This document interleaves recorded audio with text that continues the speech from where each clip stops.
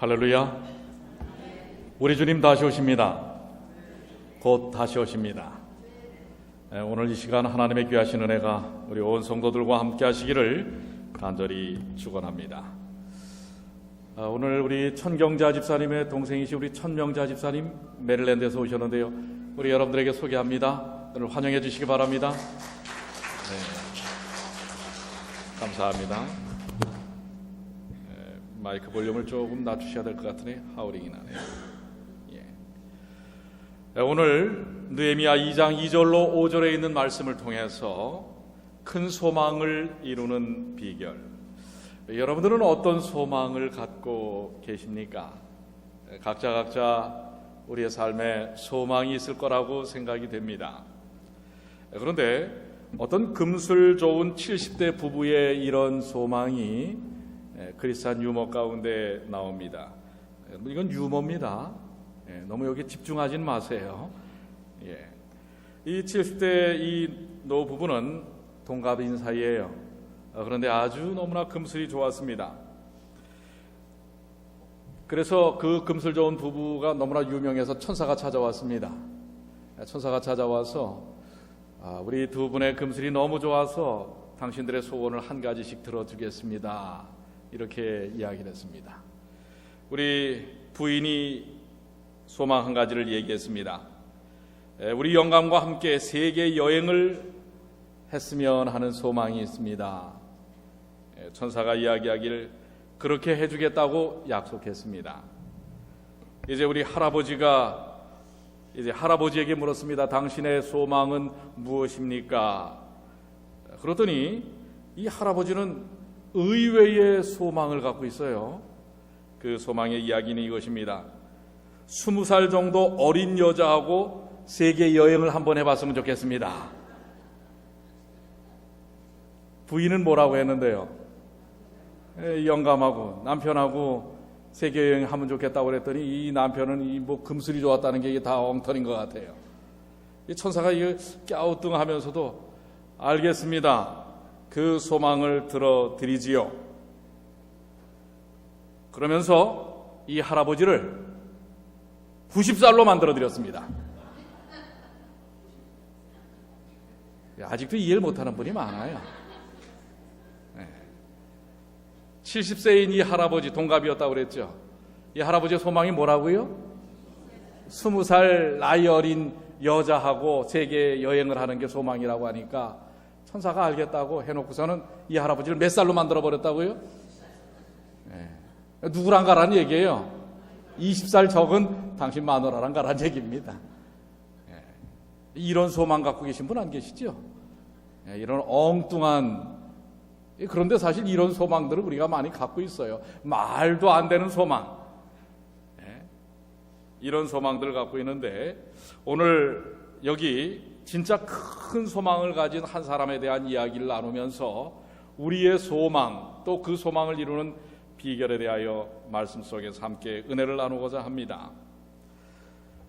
특별히 본문의 말씀에 나오는 느헤미야는 이 리더십에 대한 공부를 하는 모든 이 신앙인들에게는 느헤미야는 롤모델과 같은 리더십의 모본입니다. 그런데 이 느헤미야가 큰 정말 소망을 가졌어요. 그 소망은 무엇이었습니까? 지금 현실 속에 처해 있는 자신의 조국 그리고 백성들 처참하지요. 바벨론에 침공당하여 완전히 산산조각 나버린 성전과 그리고 또한 예루살렘 성은 둘째치고라도 이스라엘 백성들은 포로로 잡혀와서 뿔뿔이 흩어져서 정말 유리걸식을 하고 있는 희망도 미래도 없는 그런 삶을 살고 있는 것입니다. 바로 이 느헤미야는 조국과 당신의 백성들이 온전히 안정되고 희망 있는 내일을 갖기를 소망하였습니다. 그런데 여기 토마스 브룩스라는 사람은 이런 얘기를 합니다. 소망은 가장 짙은 구름 속에서도 하늘을 바라보는 것이다. 소망이란 어둠 속에서 그 구름을 뚫고 비치는 그 너머에 있는 해를 보는 것과 같다라는 얘기입니다. 바로 암울한 현실 속에서 자기의 조국과 민족, 백성들의 그 암울한 현실을 뛰어넘어 그들의 미래가 좀 더 희망적이고 행복하기를, 그리고 사람답게 살기를 원하는 것이 느헤미야의 소망이었다고 하는 것입니다. 오늘 여러분들도 어떤 소망들을 갖고 계실 거예요. 그런데 우리 오늘 이런 개인적인 소망도 참 중요한 것이지만은 오늘 이 느헤미야처럼 자신의 민족과 조국, 또 하나님께서 특별히 원하시는 사역의 목적을 따르는 소망을 가진 느헤미야처럼 오늘 우리에게는 그런 큰 소망이 없는가 한번 생각하면서 그 소망을 이루는 비결이 무엇인가를 이 아침에 말씀을 통해서 함께 찾아보시게 되길 바랍니다. 특별히 여기 느헤미야 2장 2절로 3절에 있는 말씀처럼 다시 한번 읽습니다. 왕이 내게 이르시되 내가 병이 없거늘 어찌하여 얼굴에 수색이 있느냐, 이는 필연 내 마음에 근심이 있음이로다. 그때 내가 크게 두려워하여 왕께 대답하되 왕은 만세주를 하옵소서. 나의 열조의 묘실이 있는 성읍이 이제까지 황무하고 성문이 소화되어 싸우니 내가 어찌 얼굴에 수색이 없사오리까. 이제 성문도 다 불타버리고 성도 무너져 있고 백성들은 다 흩어져 있고 국가가 없고 민족의 삶은 미래가 없는 것입니다. 미래를 기약할 수 없는 자신의 나라, 조국. 그러나 그는 그 소식을 들었을 때에, 조국의 현실에 대한 소식을 들었을 때에 그는 기도하기 시작합니다. 그리고 그 가슴 속에서 끌어오르는 민족에 대한 사랑의 열정으로 어찌할 바를 모르는 것입니다. 그래서 그의 마음에 그 근심이 겉으로 그대로 드러나는 것입니다. 그래서 그가 이 아닥사스다 왕을 모시고 있었는데 왕이 보기에 오히려 그 신하의 모습이 근심이 가득한 것입니다. 그렇게 보일 정도로 느헤미야는 자신의 조국과 민족과 나라를 걱정하고 근심했던 사람이라고 하는 것입니다. 얼굴에 그 수색이 드러날 만큼 그 백성에 대한 염려와 사랑이 아주 간절했던 사람이라고 하는 사실을 보여주는 것입니다. 그러나 그는 수심만 가득한 것이 아닙니다. 그 수심 속에서, 근심 속에서 그는 소망을 갖기를 원했습니다. 왜냐하면 그 소망은 자기의 백성에 대한 뜨거운 사랑을 포함하고 있기 때문에 그렇습니다. 조국의 현재와 미래, 그리고 그 백성들에 대한 암울한 현실에 대한 문제들을 깊이 풀어가기 위하여 하나님께 마음을 다하는 느헤미야의 모습은 정말 당신의 조국과 민족을 사랑했던 예수님의 모습, 그리고 이 온 인류를 사랑했던 우리 구세주 그리스도의 모습이 그대로 겹쳐지는 것입니다.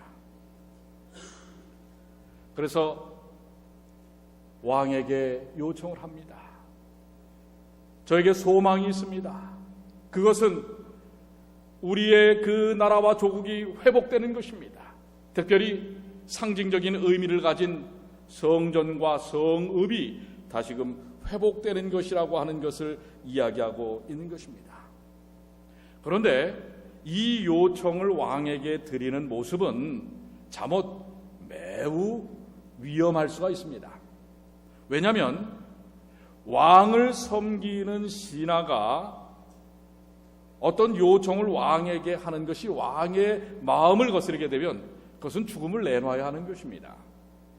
그런데 그러한 위협과 위기에도 불구하고 그는 그의 백성을 사랑했다고 하는 것입니다. 그리고 사실은 느헤미야는 이미 이 페르시아 궁정에서 차지할 만큼 높은 위치에 올라 있는 사람입니다. 왕이 아주 측근인 것입니다. 현실적으로는 부귀와 영화를 다 누리는 사람입니다. 어떤 면에서는 그 나라에서 매우 큰 권력을 가진 권력자였다고 하는 것입니다. 그런데 왕에게 요청하는 자기의 백성 그리고 성읍을 다시금 증축하기 위한 요청을 하고 그것을 위해서 휴가를 내달라고 하는 일은 잠옷 자신의 모든 영화를 한순간에 다 잃어버릴 수 있는 희생으로 연결될 수 있는 것입니다. 그러나 느헤미야는 자기 백성에게 대한, 자기 민족에게 대한 그 사랑과 열정이 너무나 컸기 때문에 자신이 갖고 있는 그 모든 것을 포기하서라도 그 문제, 그 소망을 이루기를 원하는 사랑의 열정을 가졌다고 하는 것입니다.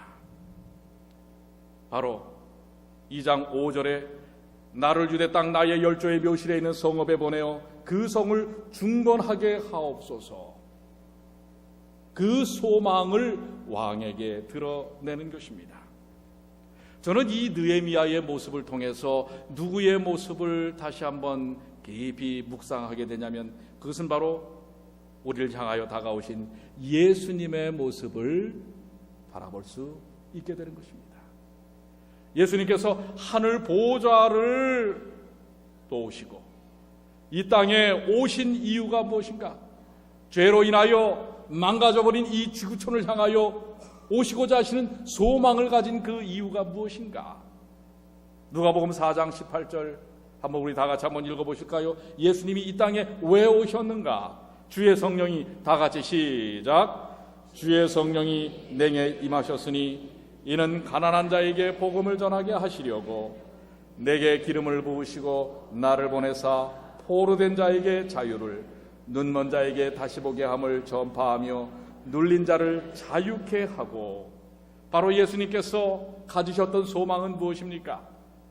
바로 이 지구촌, 망가져버릴 대로 망가져버린, 죄악으로 망가져버린 황폐해진 이 지구도성을 향하여 가난하고 포로되고 눈멀고 자유가 없는 눌린 모든 자들을 해방시키기 위하여 오시겠다고 하는 그런 소망을 가진 것입니다.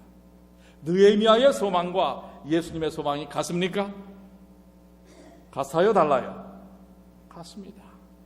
오늘 자기 백성을 사랑했던 느헤미야나 오늘 이 지구촌을 사랑하는 여러분과 저를 사랑하는 예수님이 가지셨던 소망은 그 바탕이 무엇입니까? 무엇이에요? 한없는 사랑이라고 하는 사실을 기억하시게 되길 바랍니다. 오늘 느헤미야의 소망, 그 소망의 바탕은 엄청난 희생을 감당하는 사랑이었듯이 예수님께서 망가져버린 이 지구를 향하여 여러분과 저를 향하여 다가온 그 목적과 소망은 바로 한없는 사랑에 기인하고 있다는 사실을 기억하시게 되기를 바랍니다. 그러면서 예수님께서는 요한복음 14장 3절에 나 있는 곳에 너희도 있게 하리라. 그것이 예수님의 궁극적인 소망입니다. 여러분과 제가 망가지지 아니한 회복된 하늘에서 영원히 있기를 고대하시는 것, 그것이 바로 우리 주님의 소망이라는 사실을 인하여 여러분들 감사하시게 되길 바랍니다. 오늘 그 소망, 주님의 소망이 이루어지기를 여러분들 원하십니까? 그 사랑의 소망이 오늘 여러분들 어떤 면에서 이 망가진 세상 가운데 사는 여러분에게, 저에게 진정한 소망이 될 것입니다. 희망이 됩니다. 은혜가 됩니다. 위로가 됩니다. 오늘 이 주님의 소망을, 사랑의 소망을 다시 한번 부여잡게 되는 주님의 귀한 자녀들이 되시길 바랍니다. 하늘 보호자를 버리시고 뜨거운 사랑으로 이 땅에 다가오신 주님의 그 소망, 그것이 느헤미야를 통한 오늘 우리에게 보여주기 원하는 주님의 복음이요 기별이라고 하는 사실을 기억하십시오. 이렇듯 소망에는 희생의, 엄청난 희생의 사랑이 담겨져 있다고 하는 것입니다. 하늘 보호자를 포기하고 오시는 것입니다. 페르시아에서의 그 높은 권력자의 위치를 포기하고 자기 백성을 향한 사랑의 소망을 이루려고 하는 느헤미야처럼, 저는 이 말씀을 준비하면서 우리 이 자리에 앉아 계시는 우리 주의 가족들도 바로 이런 사랑이 넘치는 소망을 가진 사람들이 아닌가라는 생각을 합니다. 여러분들이 이민을 계획했을 때 여러분 자신 잘 먹고 잘 살기 위해서 오셨습니까?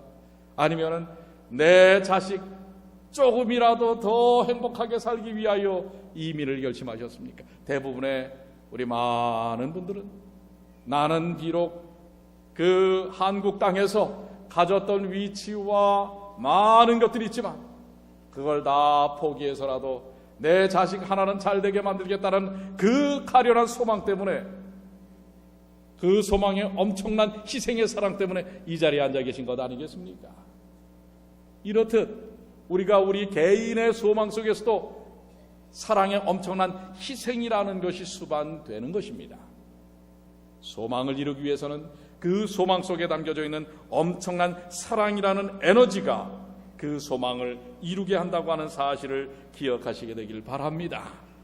이제 우리는 눈을 조금 더 들어서 내 가정과 내 개인, 내 자식을 향한 소망이 아니라 우리의 사회, 우리의 교회에서 이루어야 할 소망, 좀 더 큰 소망은 무엇인지 여러분들 한번 확인해 보시길 바랍니다. 그리고 그 소망이 이루어지기 위하여 우리는 어떤 느헤미야가 가졌던 사랑의 열정을 가져야 할까? 예수님께서 여러분과 저를 위하여 이 땅에 오신 그 소망을 이루기 위한 어떤 희생적 사랑이 필요한지도 우리는 한번 이 아침에 생각해 볼 필요가 있는 것입니다. 두 번째, 이 소망을 이루는 비결은 4절에 있는 말씀처럼 왕이 내게 이르시되 그러면 내가 무엇을 원하느냐 하시기로 내가 곧 하늘의 하나님께 묵도하고 뭐 하였다고요? 왕이 물어볼 때에 내가 무엇하여 주기를 원하느냐 라고 물었을 때에 느헤미야가 뭘 했다고요? 묵상 기도를 하는 것입니다. 그런데 여러분들, 그 짧은 순간에 묵상 기도는 속으로 하는 것이지요. 왕이 딱 묻는데 주저함 없이 답변을 해야 합니다. 그런데 그 순간에 하나님께 묵상 기도를 합니다. 왜였을까요? 그는 바로 이 기회, 왕이 그에게 묻는 이 기회를 위하여 이미 그 전부터 깊은 기도의 삶을 통하여 준비해 왔다고 하는 것입니다. 소망을 위하여 기도하며 때를 기다렸다고 하는 것입니다. 소망을 위해서 뭐 하는 일이 필요하다고요? 기도하며 때를 기다려왔다는 것입니다. 그렇기 때문에 그 순간에 바로 그 질문에 대하여 답을 할 수가 있는 것입니다. 우리가 어린 시절부터 그런 전례가 있지요. 요즘도 이 별똥별이 많이 떨어지는데 우리 아까 목회반에서도 그런 공부를 좀 했습니다. 앞으로 2032년에 400m짜리 운석이 지금 떨어진다고 하는 것입니다. 그런데 몇 해 전에 여러분들 러시아에 몇 메타 되지 않는 운석이 떨어졌는데 1,400~500명 이상의 사람들이 다쳤어요. 그리고 웬만한 한 도시가 유리창이 다 깨지고 몇 메타 되지 않는 운석이 떨어졌는데도, 근데 2032년에 앞으로 20년 남았습니다. 400m짜리가 떨어지면 핵폭탄의 몇천 배라고 하는 것입니다. 뭐 예전에 어떤 그런 영화도 나온 것 같아요. 이 운석이 떨어져 갖고 뭐예요? 이 북반구 한 곳이 완전히 그냥 초토화가 되는, 이 사실 위험스러운 일들이 우리에게 상당히 다가오긴 합니다. 그런데 그 얘기를 드리려고 하는 게 아니라 우리 어린 시절부터, 그런데 이 운석이 떨어지는 게 우리는 별똥별이 떨어진다고 얘기하지 않습니까? 근데 우리 어린 시절에 그런 얘기를 했어요. 저 별똥별이 떨어지는 순간에 뭘 저가면, 뭘 얘기하면, 소원을 얘기하면 그 소원이 어떻게 한다고요? 이루어진다고. 저는 그게 거짓말인 줄 알았어요. 근데 그거 사실이에요. 여러분, 별똥별 떨어질 때에 소원을 구하면요, 그거 이루어집니다. 이 별똥별이 예수님도 아닌데 이 뭐 어떻게 그 소원을 이루어주는가? 그 얘기는 결국 뭔지 아십니까? 소원이, 이 별똥별이 떨어지는 게 1초도 안 돼요. 근데 그 1초도 안 되는 순간에 소원을 이야기할 수 있을 정도로 평상시 그 소원에 대하여, 소망에 대하여 뭐 했다는 거예요? 꿈꿔왔다는 것입니다. 꿈꾸는 자만이 소망을 이룰 수 있는 것입니다. 그것은 별똥별이 이루어지는 것이 아니라 그의 삶 속에 소망을 꿈꿔왔다고 하는 것입니다. 그런데 여러분들 그 별똥별이 떨어질 때 이루어지는 소망보다 100% 아니 200%, 1000% 완전히 소망을 이루는 방법을 제가 오늘 이 아침에 말씀을 드리는 거예요. 그게 뭔지 아십니까?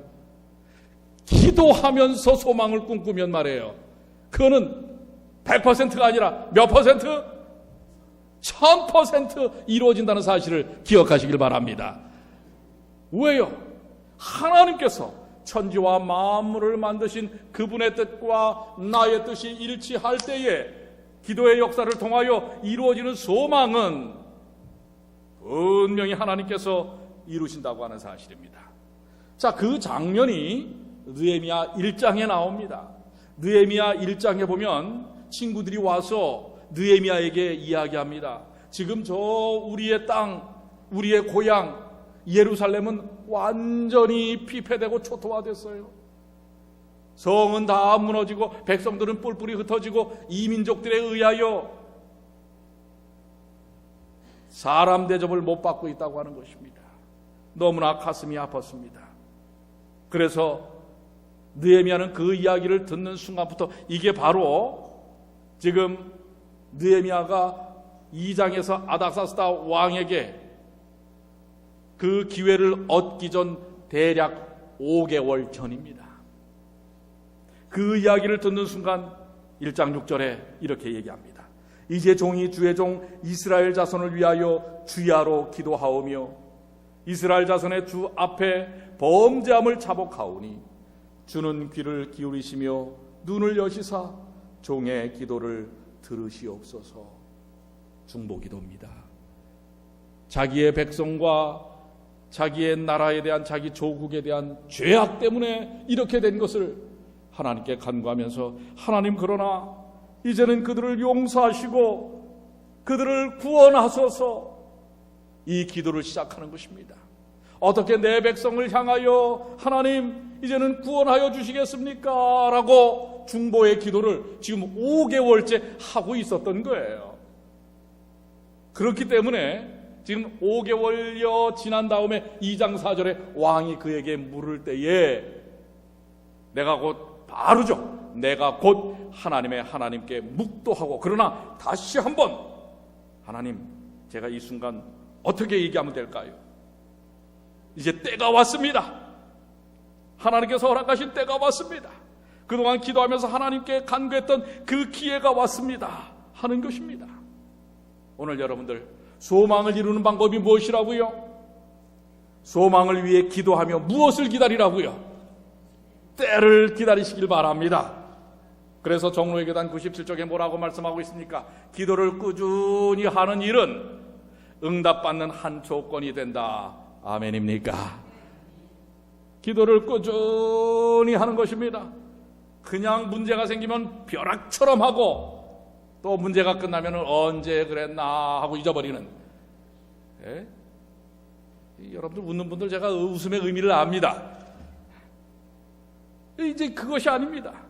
기도를 꾸준히 하는 일은 응답을 받는 한 조건이 된다. 왜냐하면 우리의 믿음과 경험이 자라나기를 원할진대 우리는 항상 기도하여야 한다. 왜 하나님께서 당장 응답보다는 기다리는 과정을 거치게 하실까요? 왜 하나님께서 기도를 바로 응답하시지 않고 왜 5개월 전에 느헤미야가 기도를 시작했을 때 바로 응답하시지 않고 5개월 동안이나 기다리게 만드셨습니까?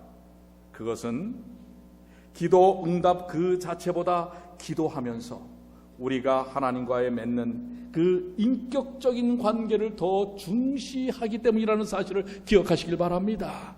하나님은 기도의 응답도 응답이지만은 기도하는 사람과의 관계를 유지하기를 더 원하신다는 말이에요. 여러분들은 기도에 뭐에만 관심이 있어요? 결과에만 관심이 있죠. 하나님은 기도의 결과에 관심이 있는 게 아니라 기도하는 사람에게 관심이 있다는 사실을 기억하시길 바랍니다. 오늘 그게 누굽니까? 여러분과 저입니다. 바로 느헤미야였습니다. 기도하면서 때를 기다려야 하는 것입니다. 이미 기도하는 과정 속에서 하나님과 교감을 이룬 사람은 기도가 응답된 것입니다. 시간은 중요하지 않습니다.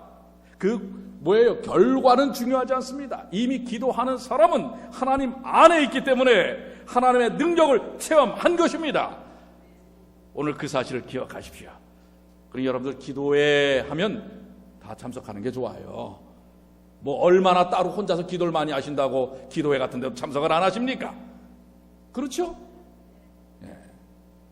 안 하는 분들은 뭐예요? 자, 오늘 기도를 꾸준히 하는 일은 응답을 받는 한 조건이 된다는 것. 그것은 이미 꾸준히 하는 속에서 하나님과의 관계가 유지되기 때문에 그것은 바로 기도하는 순간 응답이 이루어진 것입니다. 우리 주님 예수님께서도 때를 위하여 기도를 하셨습니다. 제자들이 이것 해주세요. 어디요? 이 가나의 혼인잔치에서도 떨어졌어요. 포도즙이 떨어졌어요. 어떻게 할까요? 아직 내 때가 이르지 아니하였다. 그러나 주님은 언제나 기도하셨습니다. 그런데 여기 누가복음 22장 44절에 보면 예수께서 힘쓰고 애써 더욱 간절히 기도하시니 땀이 땅에 떨어지는 핏방울같이 되더라. 예수님은 얼마나 기도를 간절히 하셨는지 아십니까? 이 땀이 뭐예요? 땅에 떨어지는 핏방울같이 땀을 흘리면서 기도하셨다는 사실입니다. 오늘 여러분들 소망을 위하여 피땀 흘리며 기도하시는 예수님의 모범처럼 오늘 느헤미야처럼 간절히 자기의 백성을 위하여 큰 소망을 위해 간구했던 것처럼 오늘 우리는 간구해야 될 소망이 없습니까? 큰 소망이 없습니까? 오늘 저 뉴욕의 도성을 향하여 우리의 사랑하는 젊은이들을 향하여 무너져가는 우리의 가정들을 향하여 우리는 간절히 피땀 흘려 기도해야 하지 않을까요? 오늘 기도해야 할 이유가 분명히 있는 것입니다. 우리는 기도하며 때를 기다려야 합니다. 그러나 우리의 가슴이 때로는 수색을 가졌던 느헤미야처럼 답답합니다. 기도하고 있는데도 뭔가 달라지는 것 같지 않습니다. 변화되는 것 같지 않습니다. 교회는 점점 연약하여지고 가정은 점점 흐트러지고 이러한 현실적인 문제들을 우리가 당면할 수도 있는 것입니다. 그러나 여러분 절대로 낙망하지 마십시오. 때가 이를 때까지 예수께서 분명히 말씀하셨습니다. 때가 이를 때까지 우리의 기도를 멈추지 않으시게 되길 바랍니다. 우리의 소망을 포기하시지 않게 되길 바랍니다. 끝끝내 포기하지 않고 그 소망을 갖고 기도하며 때를 기다릴 때 누구처럼요? 느헤미야처럼 드디어 기회가 온 것입니다. 자, 이제 그 기회를 어떻게 느헤미야는 받아들입니까? 4절로 5절입니다. 왕이 내게 이르시되 그러면 내가 무엇을 원하느냐 하시기로 내가 곧 하늘의 하나님께 묵도한 후에 5절 왕에게 고하되 왕이 만일 즐겨 하시고 종이 왕의 목전에서 은혜를 얻어 싸우면 나를 유다 땅 나의 열조의 묘실에 있는 성읍에 보내어 그 성을 중건하게 하옵소서. 분명하게 소망을 위한 기회가 왔을 때 용기 있는 무엇을 해요? 도전을 하는 것입니다. 왕이시여 저를 보내주세요. 제 백성을 위하여 예루살렘 도성을 세우고 성전을 다시금 중건하는 일에 저를 보내주세요. 용기를 내서 도전하는 것입니다. 기도하며 소망을 실행에 옮길 때는 결정적인 때를 찾고 그 때를 붙잡아야 합니다. 여기엔 용기 있는 도전이 필요한 것입니다. 여러분들 큰 소망을 이루는 데는 분명히 기도하면서 그 때를 기다릴 때 하나님은 그 때를 기회를 우리에게 허락하십니다. 그런데 그 기회가 다가왔을 때 우리는 뭐가 필요하다고요? 용기 있는 도전이 필요합니다. 즉 느헤미야는 그 기회를 붙잡았습니다. 그리고 자신의 모든 것을 내려놓습니다.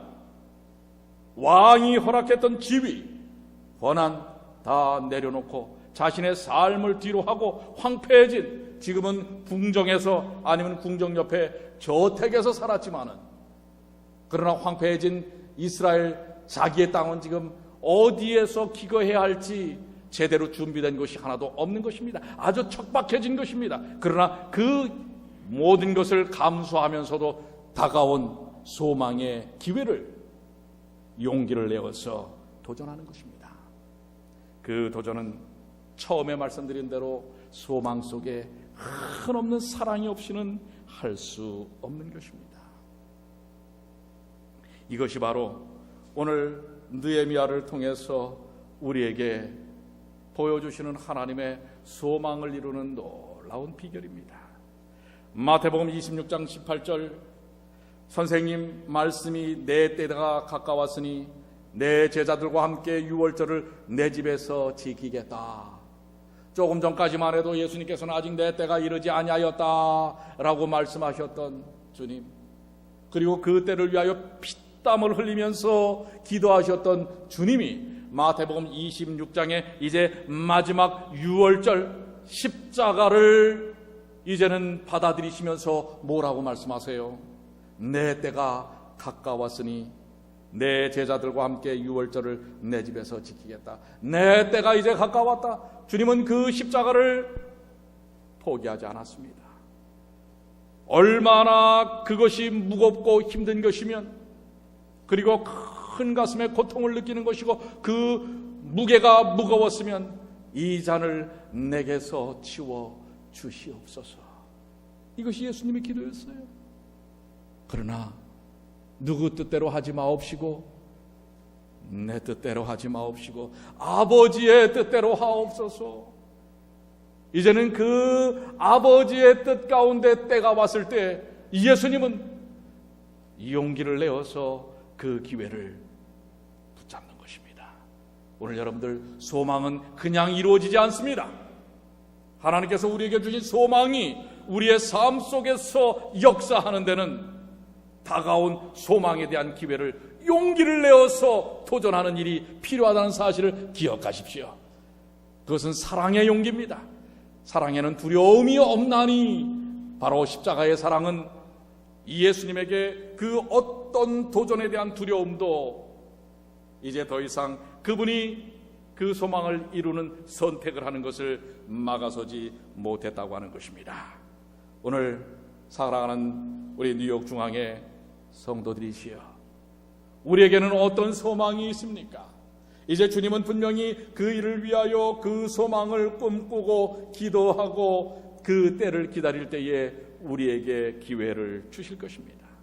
그때 그것이 여러분의 삶 속에서 역사하기 위해서는 엄청난 희생이 따른다 할지라도 우리에게 허락하신 사랑의 용기를 통한 도전이 있어야만 그 소망은 이루어진다고 하는 사실을 기억하시게 되기를 바랍니다. 오늘 우리에게 다가오신 우리 주님, 그 주님이 보여주신 그 놀라운 희생의 용기, 도전의 용기, 소망을 위한 선택이 오늘 우리들의 삶 속에서도 느헤미야를 통해 보여준 것처럼 우리의 삶 속에서도 역사하게 되기를 간절히 축원합니다. 이 세상에서 우리의 소망의 토대는 그리스도에게 있는 것입니다. 또 우리의 소망의 증거도 우리 마음속에 임재하시는 그리스도에게 있는 것입니다. 사람의 눈동자를 보면 그 사람이 소망이 있는 사람인지 없는 사람인지 알 수 있다고 심리학자들은 얘기합니다. 소망이 없는 사람은 초점이 뚜렷하지 않아요. 희망이 없습니다. 행복하지 않습니다. 분명하지 않습니다. 역대의 기록을 남긴 사람들도 다 뭐예요? 그들이 가진 소망이 있었고 그 소망을 이루었기에 인류 역사의 기록을 남길 수 있었던 것입니다. 오늘 성경의 인물들도 마찬가지입니다. 하나님께서 주신 그 위대한 소망, 우리는 그것을 사명이라고 얘기합니다. 그 사명에 대한 소망이 있었기에, 그리고 그것을 기도하고 기회가 주어졌을 때 그 기회를 용기를 내어서 도전할 때 그들은 영적인 족적을 남기게 되는 것입니다. 그렇다면 우리 사랑하는 그리스도의 제자된 성도 모든 분들, 우리의 삶 속에서 때로는 힘들고 지치고 피곤하지만 그 소망을 이룰 수 있기 위해서는 열심히 하나님께 기도하시고 간구하시고 사랑의 열정을 통하여 그 때를 기다리시는 주님의 귀한 자녀들이 되시길 바랍니다. 그리고 그 때가 다가왔을 때 주저하지 마시고 주여, 주께서 허락하신 이 소망에 대하여 주님의 그 십자가의 놀라운 사랑을 통해 용기를 내어 도전하겠습니다라는 삶의 선택을 통해 그 소망을 이루시는 주님의 귀한 자녀들이 되시기를 간절히 축원합니다. 여기 시편 기자는 마지막 이런 고백을 합니다. 한번 다 같이 읽어볼까요? 나는 시작. 나는 항상 소망을 품고 주를 더욱더욱 찬송하리이다. 아멘. 여러분들도 소망을 품으시길 원하십니까? 오늘 우리에게는 어떤 소망이 각자 주어졌습니까?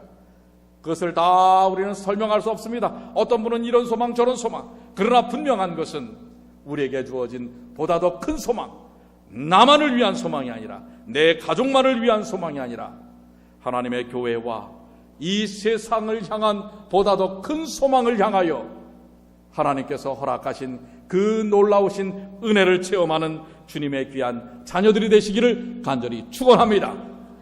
그 소망 때문에 세상은 하나님의 놀라운 영적 구원을 체험하게 될 것입니다. 오늘 우리에게 베푸신 큰 소망의 비결, 오늘 그 사실을 체험하고 누리는 주님의 귀한 자녀들이 되시기를 간절히 축원합니다. 이제 아셨지요? 우리가 가져야 할 소망은 20살 적은 여자와 세계 일주하는 것이 아닙니다. 예? 20살 많은 여자. 20살 많은 여자. 예. 오늘 우리에게 보다 더 큰 소망을 허락하신 주님을 인하여 주님께 영광과 찬양을 돌리시는 하나님의 자녀들이 되시기를 간절히 축원합니다. 이제 우리의 소망 불타오릅니다. 그렇지요? 우리의 소망 불타오르는 그 귀한 소망, 우리에게 우리 주님 다시 오십니다.